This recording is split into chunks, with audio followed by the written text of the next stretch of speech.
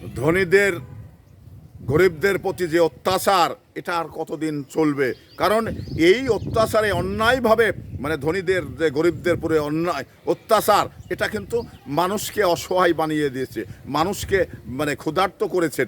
আজকে একটি জিনিস আপনারা চিন্তা করে দেখুন যে আমেরিকার বুদ্ধিতে ইসরায়েল যে ইরানের সঙ্গে যুদ্ধ করছেন, এই যুদ্ধে অনেকেই বাড়ি ছাড়া হয়েছেন, অনেকেই দেশ ছেড়ে পালিয়ে গিয়েছেন, অনেকেই ক্ষুধার জ্বালায় ছটফট করছে। তো এই করুণ আর্তনাদ কি আল্লাহ পাক দেখছেন না?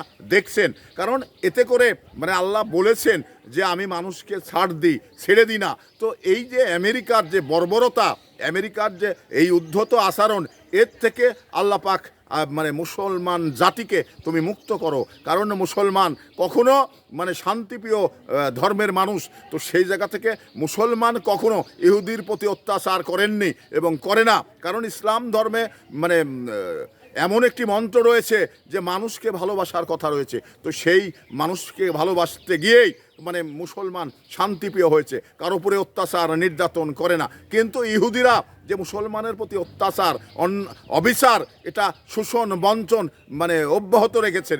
এর থেকে মুসলমানকে মুক্তি দাও,